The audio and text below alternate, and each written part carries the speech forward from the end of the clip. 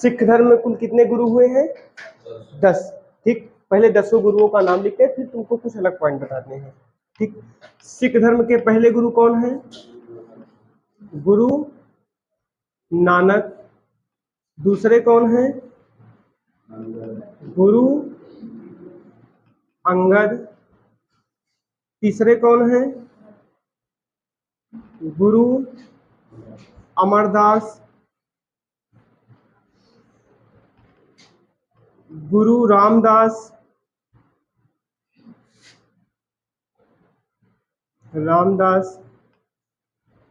चौथे हैं गुरु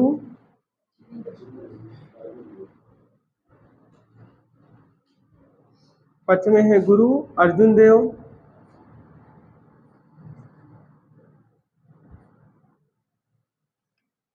छठवें हैं गुरु हरगोविंद।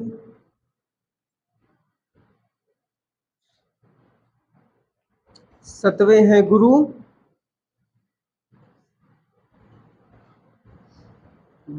हरराय।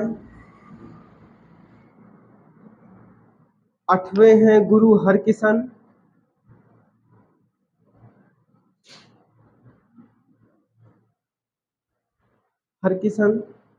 नवें हैं गुरु तेग बहादुर।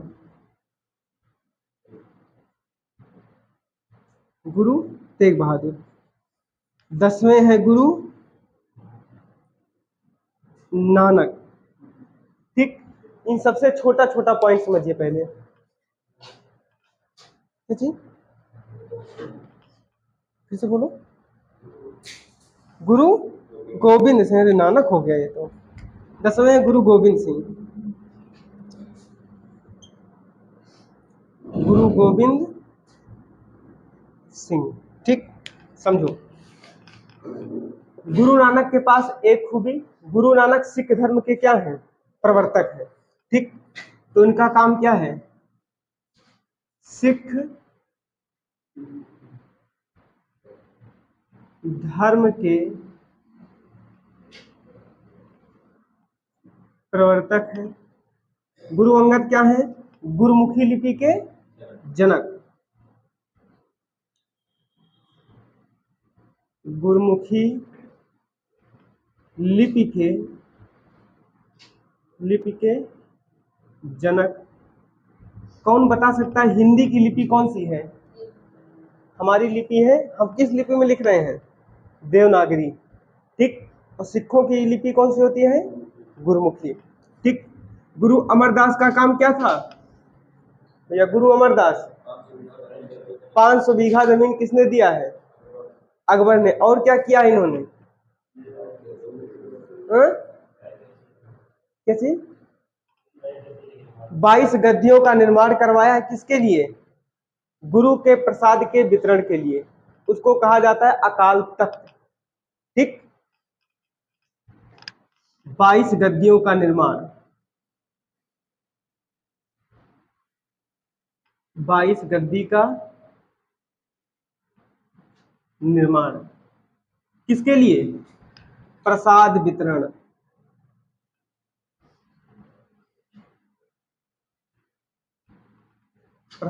वितरण। गुरु रामदास का काम क्या है? इन्होंने अमृतसर शहर की क्या किया है? अमृतसर शहर को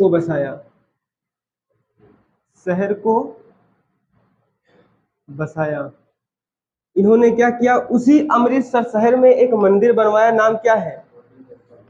गोल्डन टेम्पल, या फिर स्वर्ण मंदिर, या फिर और क्या नाम है? हरमिंदर साहिब।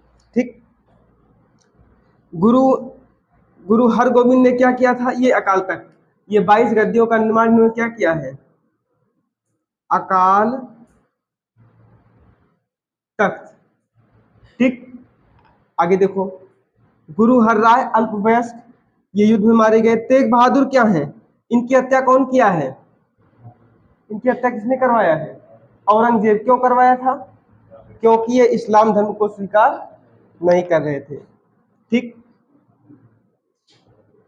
इनको फांसी, हत्या लिखो,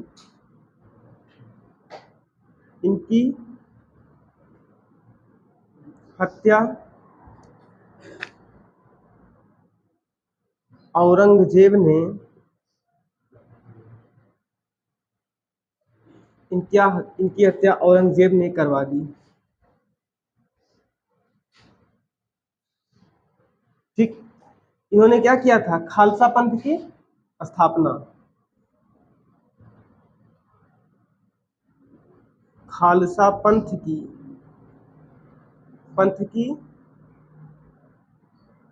स्थापना। ठीक, इतना तो भैया रफली याद ही होना चाहिए, ये हर बार बताते हैं। ठीक, सिख धर्म के प्रवर्तक गुरु नानक है। गुरुमुखी लिपि के जनक कौन है? गुरु अंगद हैं। अमरदास को 500 बीघा जमीन दिया था किसने? अकबर ने। उसी 500 बीघा जमीन पर रामदास आकर के क्या करते हैं? अमृतसर शहर की स्थापना कर देते हैं। ठीक, इसी अमृतसर शहर में अर्जुन देव आकर के क्या करते हैं? स्वर्ण मंदिर की स्थापना करते हैं। अर्जुन देव के ब्रैकेट में एक चीज और लिख सकते हो, यहीं पर आप एक चीज और लिख सकते हैं। आपने सुना होगा कौन सी पुस्तक भैया, सिखों की पुस्तक कौन सी है? हाँ? खालसा आदि ग्रंथ, उसका और नाम क्या है? गुरु ग्रंथ साहिब। ठीक,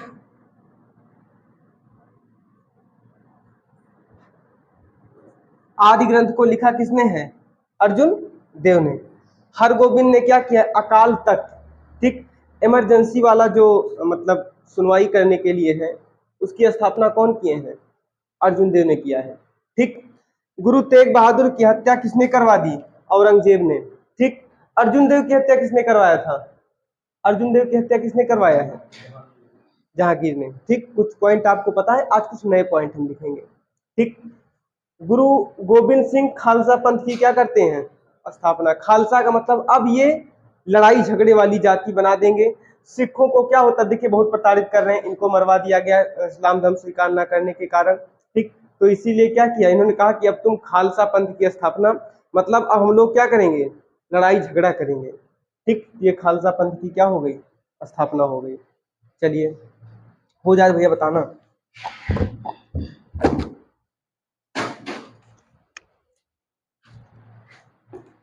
दिखा?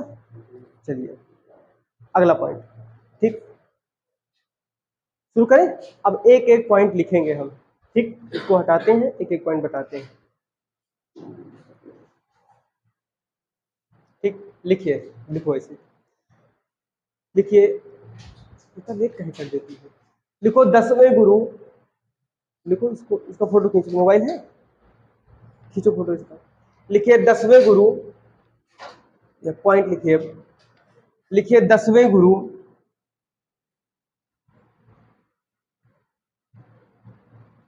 10वें गुरु गुरु गोविंद सिंह ने, 10वें गुरु गुरु गोविंद सिंह ने, गुरु गोविंद सिंह ने सिखों को सिखों को सिखों को लड़ाकू जाति में परिवर्तित किया, लड़ाकू जाति में परिवर्तित किया। ठीक भैया, अभी आप देखेंगे सिख धर्म के जो भी लोग होते हैं अपने पास क्या क्या लेके चलते हैं? हाँ? क्या क्या लिखते हैं? क्या क्या लेके चलते हैं सिख वाले? बहुत चीज का हो, हाथी घोड़ा, क्या लेके चलते हैं? तलवार, करचा, कांच, कंघा, कड़ा, कछार, ये सब वो लेकर के चलते हैं कि मतलब लड़ाई हो जाएगी तो दांते नहीं काटना है। ठीक, वो क्या करेंगे? कुछ अपनी व्यवस्था लेकर के चलते हैं, तुरंत उससे वो लड़ना शुरू कर देते हैं। ठीक, तो इन्होंने जब खालसा पंथ की स्थापना किया ना, तो कहा आज के बाद अगर तुम जटाजूट रखाए, पगड़ी वगड़ी बांधे, साफा बांधे, तो उसी समय तुमको क्या करेंगे, मतलब किया जाएगा। उस समय तुमको इतने हथियार लेकर के चलना क्या है? अनिवार्य है। अभी तुम तलवार लेकर के चलोगे, तुमको पुलिस बैठा लेगी, पकड़ लेगी, लेकिन वहीं पर सिख लेकर के चलेगा तो उसे नहीं बैठाई, क्योंकि उनके कानून में है वो चीज। ठीक, सिखों के लिए स्पेशल एक प्रोटोकॉल है जो गुरु गोविंद सिंह ने दिया है। ठीक, गुरु गोविंद सिंह का जन्म कहाँ हुआ था? बहुत इंपॉर्टेंट क्वेश्चन है, कई बार परीक्षा में पूछा गया है। इनका जन्म और इनका जन्म, इनका जन्म कहाँ हुआ है? पाकिस्तान के तलवंडी में। और इनका जन्म कहाँ हुआ है? ई पाकिस्तान, ई पटना। ठीक, लिखिए लिखिए गुरु गोविंद सिंह का जन्म गुरु गोविंद सिंह का जन्म पटना में हुआ था। गुरु गोविंद सिंह का जन्म पटना में हुआ था। पटना में हुआ था 1666 में। 1666 में। ठीक, पटना किस राज्य में है? बिहार में। बिहार की ये क्या है? राजधानी है। ठीक, अगला पॉइंट लिखिए, इसी में गुरु तेग बहादुर है, ये है। लिखिए सिखों के नवे गुरु गुरु तेग बहादुर। सिखों के नवे गुरु गुरु तेग बहादुर। गुरु तेग बहादुर गुरु तेग बहादुर ने हिमाचल प्रदेश में आनंदपुर को बसाया है। हिमाचल प्रदेश में ये है, हिमाचल प्रदेश में आनंदपुर शहर है, आनंदपुर को बसाया है। ठीक ठीक, इनको देखो,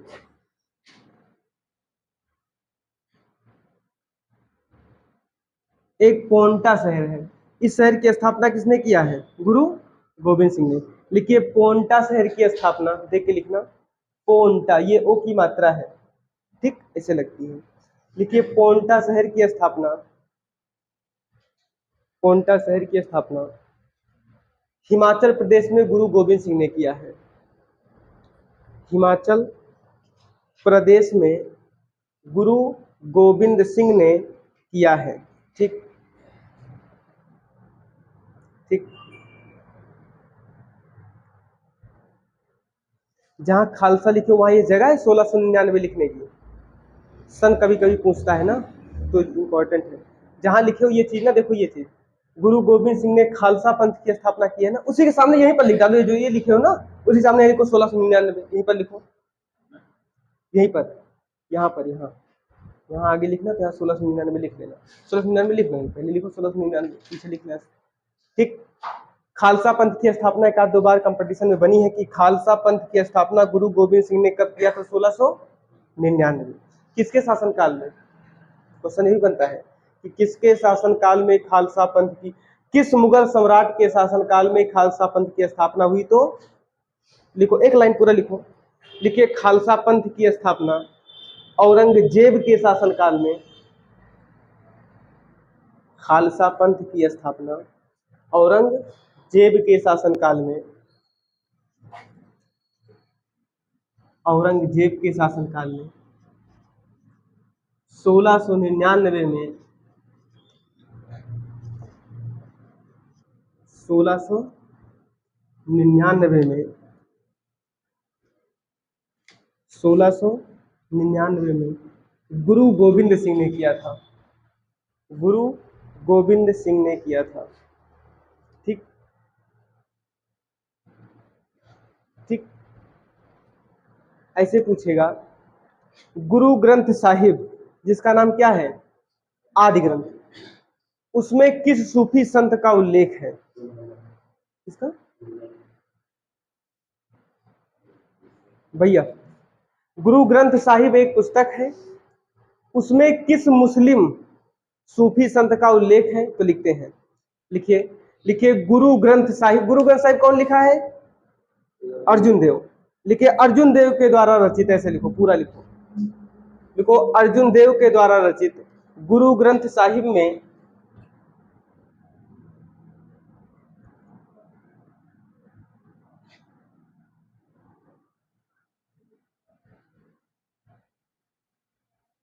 गुरु ग्रंथ साहिब में सूफी संत, सूफी संत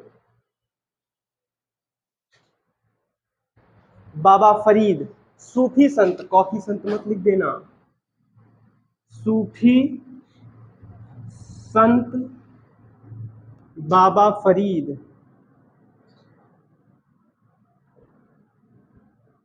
बाबा फरीद का उल्लेख मिलता है। सूफी संत हैं, मुस्लिमों के संत होते हैं ये, ठीक। बाबा फरीद का उल्लेख है, ठीक। अगला पॉइंट लिखिए भैया, ठीक। कभी कभी क्वेश्चन थोड़ा सा जब घुमाएगा तो ये तो तुमको पता है कि स्वर्ण मंदिर को किसने बनवाया है, अर्जुन देव।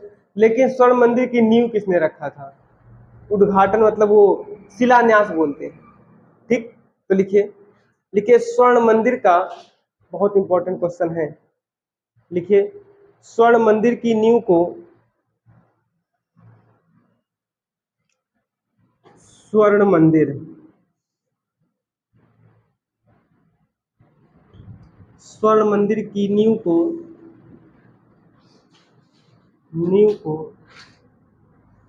मियां मीर, मियां मियां मीर मियां मीर ने रखा है। स्वर्ण मंदिर की नींव को मियां मीर ने रखा है। ये एक सूफी संत है, ये एक सूफी संत है, ठीक।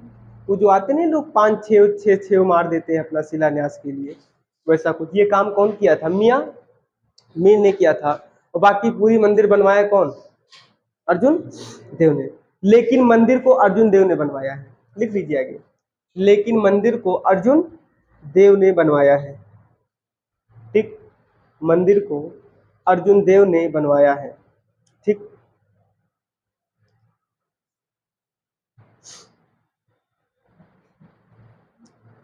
पूछता है कि हुजूर साहिब का गुरुद्वारा किसकी याद में बनाया गया है, ठीक। हुजूर साहिब का गुरुद्वारा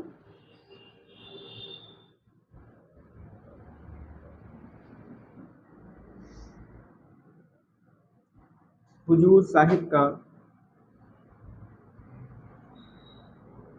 गुरुद्वारा, लिखिए हुजूर साहिब का गुरुद्वारा गुरु नानक की याद में बनवाया गया है। हुजूर साहिब का गुरुद्वारा गुरु नानक की याद में बनाया गया है, गुरु नानक की याद में बनाया गया है, ठीक।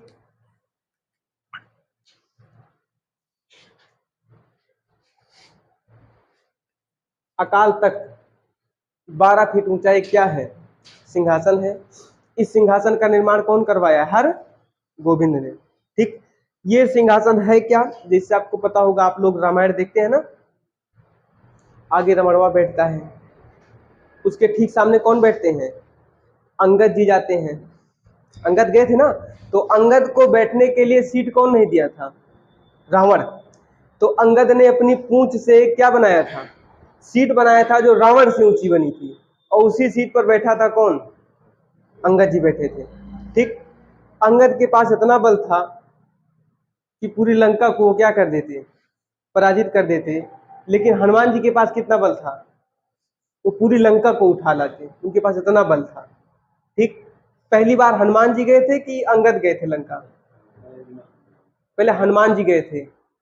सब उसके भाई को भी मार दिए, उसके भाई का नाम, पुत्र का क्या नाम था, रावण के पुत्र का क्या नाम था, मेघनाथ, नहीं मेघनाथ नहीं, अरे कुछ नाम था उसका, नाम भूल गए, अक्षय कुमार, ठीक। नहीं अच्छा अच्छा, हाँ अक्षय कुमार तो हीरो है यार, अक्षय नाम था उसका, ठीक। अक्षय कुमार दिया था, तो पूरी लंका भी जला दिए थे।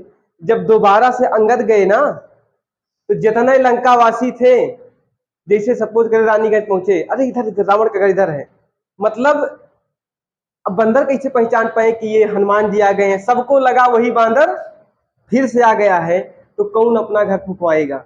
सब लोग अपने आप क्या कहें, बस बस इधर है रावण का घर। मतलब ये नहीं था कि कोई रोकता उसको, सीधा रावण का घर पूछते पूछते वो कहाँ पहुंच गए, पूछे नहीं, अपने आप, ठीक।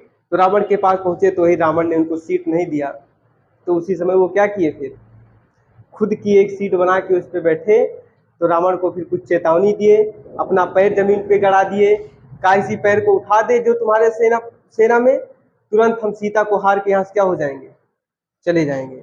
ठीक, पता नहीं कौन सा पैर था उनका। चलिए आगे।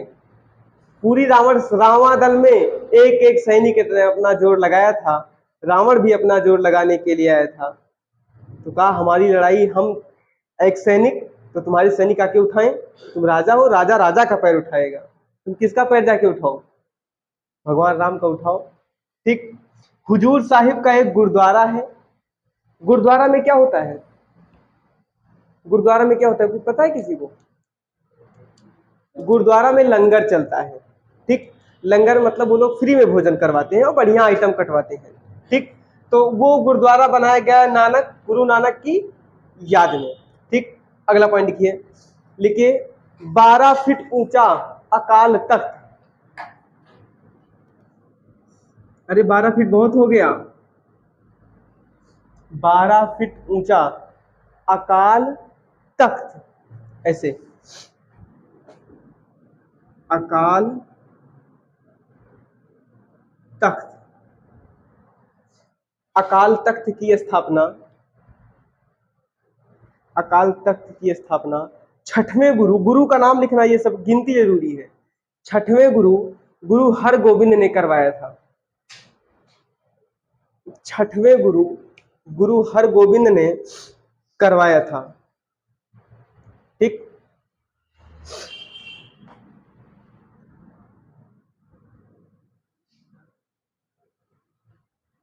ठीक, देखो हमारे हिंदुओं में शादी होती है, तो हिंदुओं में शादी कैसे होती है, एक बकायदा माड़ो गाड़ा जाता है। ठीक, उसमें अपना एक व्यवस्था सब की जाती है, फुलरा उलरा लगाया जाता है, झालर वगैरह लगती है, वहीं पर एक सरावण गाड़ी जाती है, वो भी पूजनीय होती है। बगल में आर्टिफिशियल सुग्गा भी लगता है, जिसको बाद में लंठ लोग उखाड़ते हैं। ठीक, ऐसा कुछ चलता है सिस्टम।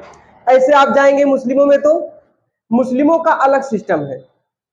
उनके यहाँ भी वो जो होते हैं ना काजी वगैरह, वो अपना अलग से शादी करवाते हैं, पूछ लेते हैं कि आपको निकाह कबूल है, जी सर कबूल है, हो गया विवाह। ठीक, मंत्र तो है नहीं, तो उनका जल्दी हो जाता है। अपने यहाँ क्या है, अपने यहाँ पंडित जी रात में मंत्र पढ़ते हैं, जितने देवता होते हैं सभी देवताओं को बुलाया जाता है और सबके सानिध्य में तुम्हारी शादी होती है। ठीक, शादी टूट कहे जाती है, शादी होने के बाद टूटना नहीं चाहिए। टूटती है कैसे पता है किसी को? शादी काहे टूट जाती है, काहे पत्नी छोड़ के भाग जाती है, या पति से विवाद हो गया, ड्रम में पैक हो गए, काहे? जिस समय पंडित जी मंत्र पढ़ते हैं ना, स्वस्ति ना इंद्रो विधस्रवाहा, वेद का मंत्र है, और उसी समय तुम डीजे पर कौन सा गाना बजवाते हो, लौंडिया लंदन से लाएंगे। ठीक, तो वो गाना कहाँ सेट हो रहा है, लंदन से सेट हो रहा है, कहाँ शादी सफल होगी? अरे वेद का मंत्र बगल पंडित जी पढ़ रहे हैं और तुम गाना इतना खतरनाक बजवा रहे हो, अब तो और खतरनाक गाना आ गया है। ठीक, तो कहाँ शादी सफल होगी बताइए? जितने समय पंडित जी मंत्र पढ़े उतने समय तो डीजे बजना ही नहीं चाहिए। ठीक, जब तुम डीजे बजवाओगे, ऊट पटांग गाना लगाओगे, तो मंत्र तो कहीं ना कहीं काम करेगा ही। आवाज तेज डीजे की है, वहां सेट हो गया मंत्र। ठीक, तो शादी करिए लेकिन डीजे पर कंट्रोल रखिए। ठीक, लिखिए, लिखिए लवन विवाह पद्धति। लवन एक विवाह पद्धति है सिखों की। ठीक, लिखिए लवन विवाह पद्धति को, लवन विवाह पद्धति को, विवाह पद्धति को अमरदास ने शुरू करवाया। अमरदास ने शुरू करवाया, अमरदास ने शुरू करवाया, अमरदास ने शुरू करवाया। ये सिखों की विवाह पद्धति है, ये सिखों की विवाह पद्धति है। ठीक, इधर देखो, एक व्यक्ति है गुरु नानक। गुरु नानक का सबसे प्रिय चेला कौन है? गुरु अंगद। ठीक, तो गुरु नानक की जीवनी लिखना है कौन? गुरु अंगद। ठीक, आगे चल करके गुरु अर्जुन देव आते हैं, वो भी गुरु नानक के बारे में लिखते हैं। लेकिन उस पुस्तक का नाम क्या है? गुरु ग्रंथ साहिब। ठीक, तो स्पेशल अगर बात करेगा गुरु नानक की जीवनी की, तो उनकी जीवनी को कौन लिखा है? गुरु अंगद ने। स्पेशल उसमें और कुछ एक्स्ट्रा नहीं है। बाकी सिख धर्म के नियम कानून कायदे कैसे हैं, सब कुछ का वर्णन किया गया गुरु ग्रंथ साहिब में। उसको कौन लिखा है? अर्जुन देव ने। लिखिए, देखो गुरु नानक की जीवनी को, जीवनी का मतलब, जीवनी मतलब क्या होता है? उनकी जीवन शैली। ठीक, गुरु नानक की जीवनी को गुरु अंगद ने लिखा है, गुरु अंगद ने लिखा है। ठीक,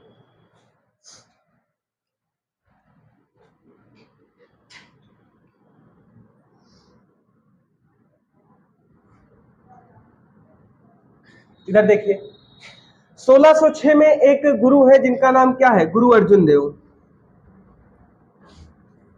गुरु अर्जुन देव। गुरु अर्जुन देव का साथ किससे हो जाता है? खुसरो से। खुसरो किसका पुत्र है? ये लिखा है, जहांगीर का पुत्र है। जहांगीर के दो बेटवा, खुसरो और खुर्रम। ठीक, ये आगे चल के शाहजहां बनता है। ठीक, अब खुसरो ये चाहता है कि मैं राजा बनूं। ठीक, राजा बनने के लिए ये क्या करता है? बहुत परेशान है, पिताजी मर नहीं रहे हैं। ठीक, जहां इसमें मुगल काल में, मुगल काल में एक परंपरा थी जिसका नाम था जगतई परंपरा। जगतई परंपरा का पहले मतलब सुनिए क्या है, लिखना नहीं यहाँ पे। जगतई परंपरा उसको कहते हैं कि जब तक पिताजी जिंदा रहेंगे तब तक उसका पुत्र राजा नहीं बनेगा। अब ये खुसरो बहुत परेशान है कि पिताजी को कोई बड़ी बीमारी भी नहीं हो रही है कि चल बसे तो मेरा काम हो जाए। ठीक, इसीलिए ये राजा नहीं बन पा रहा है। इनका संबंध किससे हो गया? अर्जुन देव से। तो अर्जुन देव ने कहा कि राजा तो नहीं बन सकते, युद्ध तो हो सकता है। तो कहा बिल्कुल युद्ध हो सकता है। कहा चलो युद्ध होता है। ठीक, ये दोनों लोग एक तरफ हो गए, प्लस लगा दो, ये दोनों लोग एक तरफ और ये दोनों लोग एक तरफ हो गए।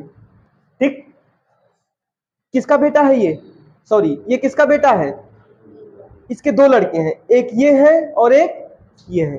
ठीक, इन दोनों की माएँ अलग है, इन दोनों की माएँ अलग है।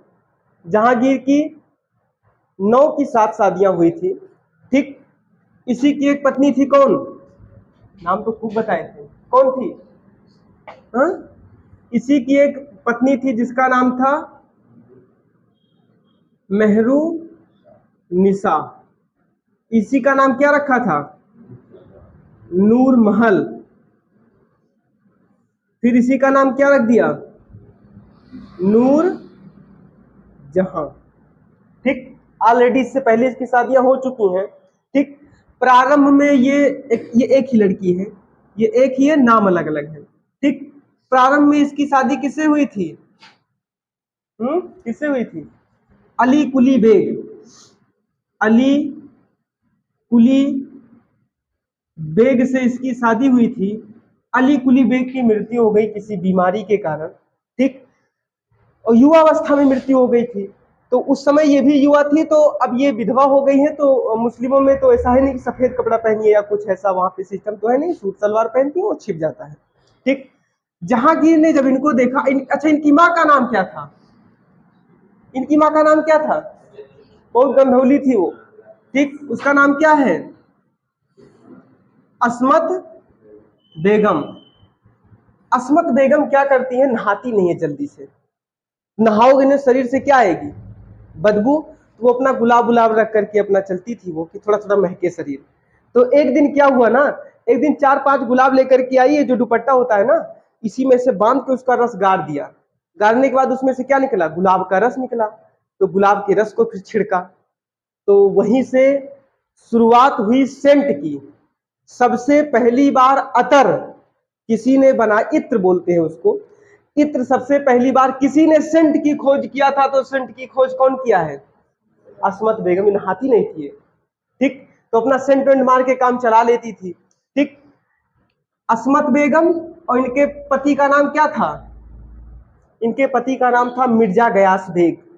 ठीक, अस्मत बेगम के पति का नाम था मिर्जा गयास बेग। इन दोनों से एक लड़की का जन्म हुआ मेहरुन्निसा। इन दोनों ने किसी तरह इनकी विवाह किससे करवा दिया? अली कुली बेग से। अली कुली बेग की मृत्यु हो गई।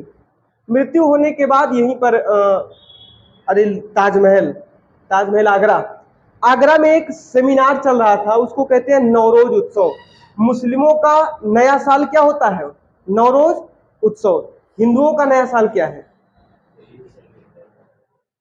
हिंदुओं का नया साल क्या है? 1 अप्रैल। 1 अप्रैल को हिंदू नववर्ष होता है। उत्तर प्रदेश का नववर्ष क्या? हर राज्य का अपना अपना नया वर्ष है। उत्तर प्रदेश का नववर्ष क्या है? खिचड़ी, मकर संक्रांति बोलते हैं ना। उत्तर प्रदेश का नया साल मकर संक्रांति, तो महाराष्ट्र का नया साल गुड़ी पड़वा। ठीक, हर राज्य का अपना नया साल है। मुस्लिमों का नया साल क्या होता है? नौरोज, मार्च महीने में ये आता है उनका। अंग्रेजों का नया साल क्या है? हैप्पी न्यू ईयर, 1 जनवरी। ठीक, हिंदुओं का नया साल 1 अप्रैल। फिर अलग अलग राज्यों का अपना अपना नया साल है। ठीक, चलिए अब इनको पहली बार वही नवरोज उत्सव आगरा में लगा था, एक बहुत बड़ा सेमिनार था। उसी हॉल में बैठा था कौन? उसी हॉल में बैठी थी ये मेहरुन्निसा। उसी में पहुंच गया कौन? जहांगीर ऑलरेडी अपनी 2 पत्नियों के साथ गया था। ठीक, जब पहुंचा तो इसकी निगाह किसके ऊपर पड़ी? तब उस समय इनकी निगाह पड़ी थी मेहरुन्निसा के ऊपर। तो अपने चेले को बुलाया, जो सादीराम घर जोड़े था, उसको बुलाया, कहा कि ये लड़की, ये नूर महल कौन है? तो कहा अरे सरकार, इसका नाम नूर महल नहीं, इसका नाम मेहरुन्निसा है। कहा तुम कुछ नहीं जानते हो। नूर का मतलब क्या होता है? सुंदर, और महल का मतलब पूरे महल में सबसे सुंदर ये है, इसीलिए इसका नाम क्या है? नूर महल। कहा जा करके शादी की बात करना मेरे इससे, लेकिन ऐसे नहीं कोई पहुंचो कह दो शादी करना नहीं तो और भाव खाएगी। ठीक, कहा थोड़ा घुमा के बात करना। ठीक, अब इनसे इनकी शादी का प्रस्ताव हुआ तो नूर महल ने कहा चलो ठीक है, एक को तो खा के आए हैं, दोबारा तुम आ रहे हो। ठीक, नूर महल ने शादी के लिए हाँ कर दिया। हाँ करने के बाद अब शादी वाले दिन थोड़ा सा और पैटर्न बना के आई, ये इसको बरौनी वरौनी सेट करा के। ठीक, तो ये जो दुपट्टा होता है ना, दुपट्टा तो थोड़ा सा जैसे पहले के जमाने में इसको सामियाना बोलते थे। सामियाना होता क्या है? जब कोई महिला या फिर लेडीज चलती है तो उसका सामियाना पीछे बड़ी दूर से सरकता हुआ आता था, ऐसे 2-3 लोग यहाँ जाए तुमको कोचिंग ना बाहर ना पड़े। ठीक, तो होता क्या था, उसको 2-3 पीछे महिलाएं पकड़ के चलती थी। सामियाना को पीछे 2-3 महिलाएं पकड़ के चलती थी और वही लड़की आगे जाती थी। जब शादी वाले दिन कौन देखा? जहांगीर ने इसको कहा वो इसका नाम हमने गलत रख दिया था। कहा इसका नाम क्या है? नूर महल। नूर का मतलब क्या होता है? सुंदर, और महल का, जहां का मतलब पूरे जहां में। कहा ये पूरे जहां में सबसे सुंदर है। ठीक, फिर उसके बाद में एक और लड़की इसको पसंद आ गई, उससे शादी कर लिया। अब इनका भाव क्या हो गया? कम हो गया। ये टेंशन में आके इतनी अफीम खाती थी कि इनकी क्या हो गई? मृत्यु हो गई। ठीक, चलिए भैया, तो चेहरे की सुंदरता कुछ दिन तक चलती है, अगर आपका चरित्र सुंदर है तो शायद पूरे जीवन के लिए है। चलिए, हो गया। तो 1606 में जहांगीर ने क्या किया? जहांगीर के पुत्र खुसरो ने अपने पिता से युद्ध कर लिया। कौन सा युद्ध हुआ? भैरावल का युद्ध। भैरावल का युद्ध हुआ था जलंधर में। जलंधर है ना। ठीक, तो लिखिए, लिखिए अर्जुन देव को मृत्युदंड की सजा जहांगीर ने दिया था। अर्जुन देव को मृत्युदंड की सजा जहांगीर ने दिया था। अर्जुन देव को मृत्युदंड की सजा किसने दिया था? जहांगीर ने दिया था। क्यों? क्योंकि अर्जुन देव ने किसका साथ दिया था? खुसरो का युद्ध में। ठीक, ये गया अपने पिताजी से लड़ गया। लड़ते वक्त ये दोनों एक साथ में लड़ रहे थे, इधर इनके पिताजी थे और इनका भाई था। ठीक, युद्ध को ये दोनों हारने लगे। हारने के बाद खुसरो कहाँ पहुंचा? सीधा पिताजी के पास, और बोला कि पिताजी हमसे गलती हो गई है, हम बहकावे में आकर के आपसे युद्ध करने लगे थे। ठीक, तो तुरंत जहांगीर ने किसको बुलाया? अर्जुन देव को। कहा भैया देखो नीमी बगला नीमी में लग गया, तुम कहाँ जाओगे? ठीक, तो अर्जुन देव को किसकी सजा दे दी? फांसी की। ठीक, चलिए अगला पॉइंट लिखिए। अर्जुन देव को फांसी की सजा दे दी थी। क्योंकि अर्जुन देव ने, एक लाइन लिखो बस, क्योंकि अर्जुन देव ने भैरावल के युद्ध में, भैरावल के युद्ध में जहांगीर के पुत्र खुसरो का साथ दिया था, जहांगीर के पुत्र खुसरो का साथ दिया था। ठीक,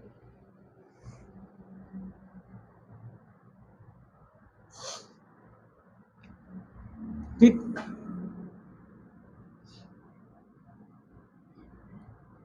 हो गया, जहांगीर का साथ दिया था। ठीक, ये युद्ध कब हुआ है? 1606 में। ठीक, ये दोनों आपस में फिर मिल गए, बाद में ये सब एक हो गए, ये बेचारे अकेले पड़ गए और इनको किसकी सजा हो गई? फांसी की सजा हो गई। ठीक, अब आगे देखो, एक व्यक्ति है अकबर, अकबर की पत्नी का नाम क्या था?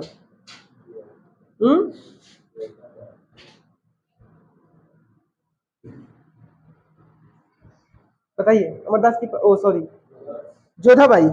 सीरियल तो सब लोग देखे होंगे ना, सीरियल सब लोग देखे होंगे। ठीक, चलिए, अकबर के पिता कौन है? अकबर के डैडी कौन है? हुमायूं। ठीक, तो शेरशाह सूरी से युद्ध होता है, हुमायूं डर के कारण भाग जाता है ईरान। ठीक, अकबर की माँ थी, नाम क्या था?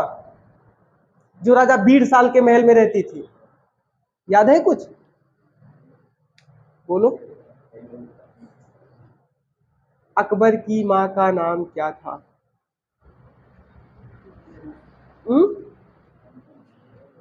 तो कुछ बताओ, असमत बेगम को छोड़ के कुछ बताओ, बताइए।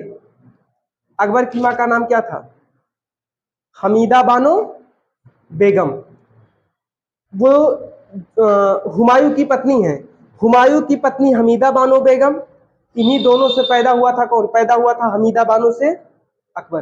ठीक, अब अकबर से मिलने के लिए स्वयं अमरदास गए हैं कहां? गोविंदवाल। ठीक, तो गोविंदवाल में कौन ऐसा सिख सिख गुरु था जो अकबर से मिलने स्वयं गया था? तो अकबर से मिलने के लिए अमरदास स्वयं गए थे कहां? गोविंदवाल। तो अकबर खुश होकर के 500 बीघा जमीन इनको दिया था। इसी 500 बीघा जमीन पर इनके जो नीचे वाले गुरु हैं, तीसरे चौथे नंबर वाले, उनका नाम क्या? रामदास। रामदास ने क्या किया? अमृतसर शहर की स्थापना करवा दिया। उसी अमृतसर शहर में अर्जुन देव ने क्या बनवा दिया? स्वर्ण मंदिर बनवा दिया। ठीक, और उन्हीं अर्जुन देव को कौन मरवा दिया? जहांगीर। जहांगीर किसका लड़का है? इन्हीं का लड़का है, बाबर।